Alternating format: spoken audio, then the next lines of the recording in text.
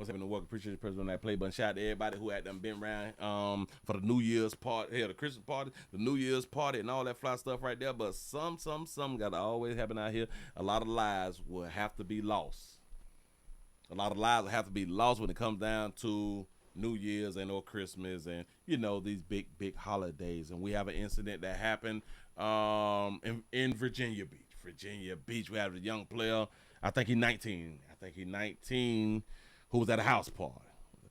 They out there shooting. Them YNs out here acting their ass again. And now, young player done lost his life out here. Here we go. And we are learning more about a shooting investigation in Virginia Beach. We have learned this was a deadly shooting. The victim's father identified the victim to 10 on your side as his 19-year-old son, Jeremiah Cuffey.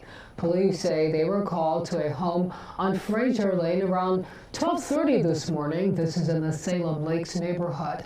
Officers were on the scene for 12 hours. 10 on your side's Nick Broadway talked to a young man who says he was there when a gunshot rang out during a crowded house party. It happened at this house on the corner, according to Virginia Beach police. Neighbors tell me a New Year's party was going on. They were all over the cul-de-sac here. They were all up and down the corner. Neighbors estimate between 30 and 40 young people were at the home for the gathering.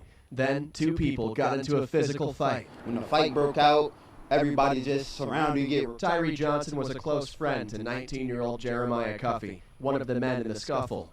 As a dense crowd surrounds the fight, everyone inside hears a gunshot. All I hear is a gunshot go off inside of there.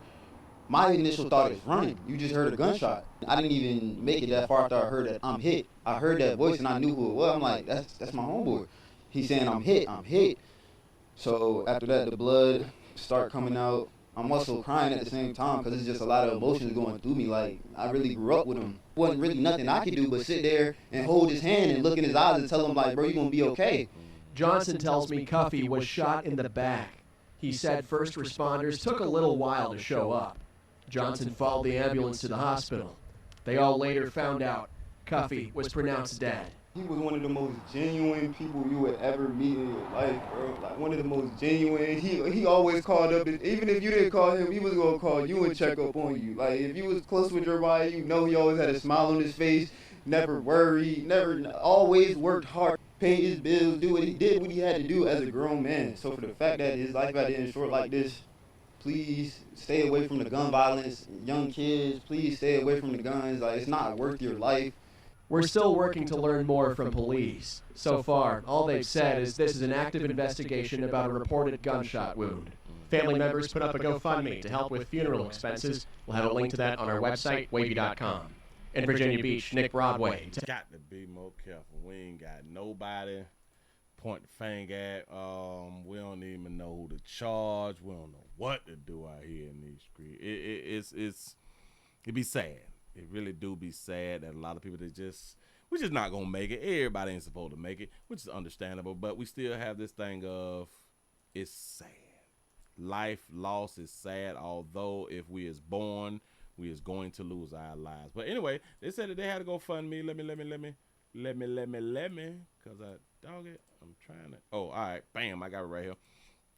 If y'all would like to support the family, support Jeremiah Cuffey's memorial. I think I pronounced it correctly. They asked for $8,000. They got 63. That's what's up. Willie Williams got to go fund me too. The link's down there in the description. For real. Shit, I need support too.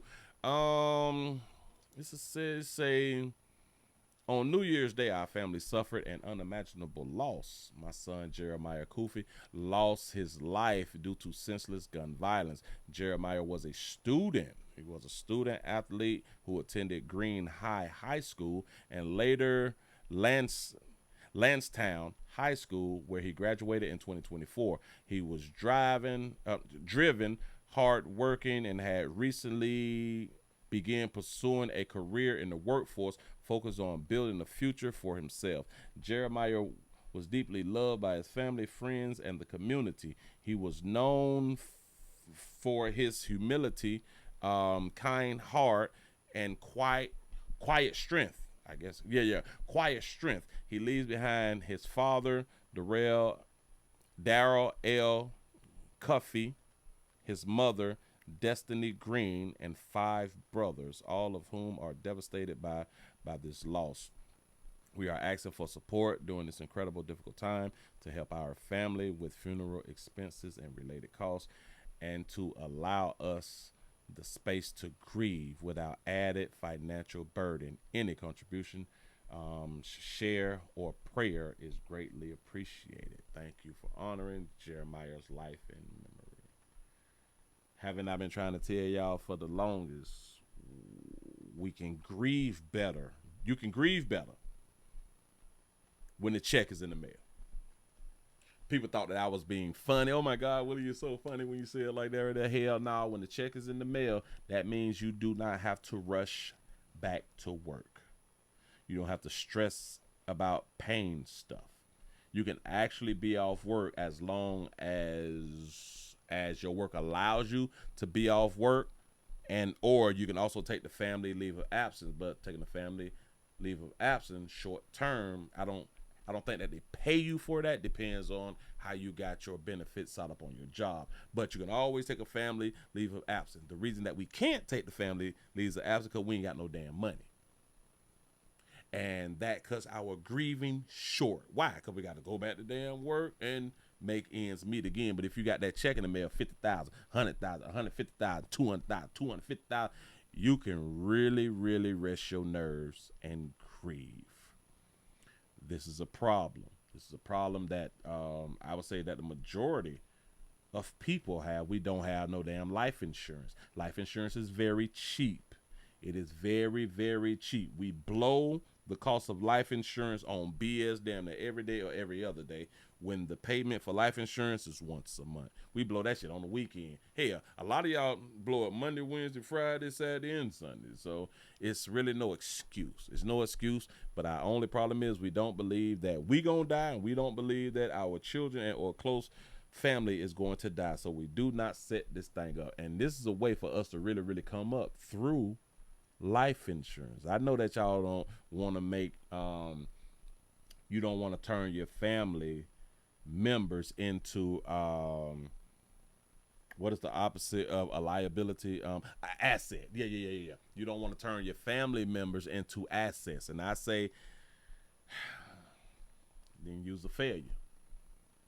Turn all your family members into assets. That's what you need to do. And the number one way to do that is life insurance. You never know. You never know when you're going to hit that lick. But if y'all would like to support the family, y'all going on around here and support the family. Hold on. Support Jeremiah's memorial. Listen, y'all be safe out here.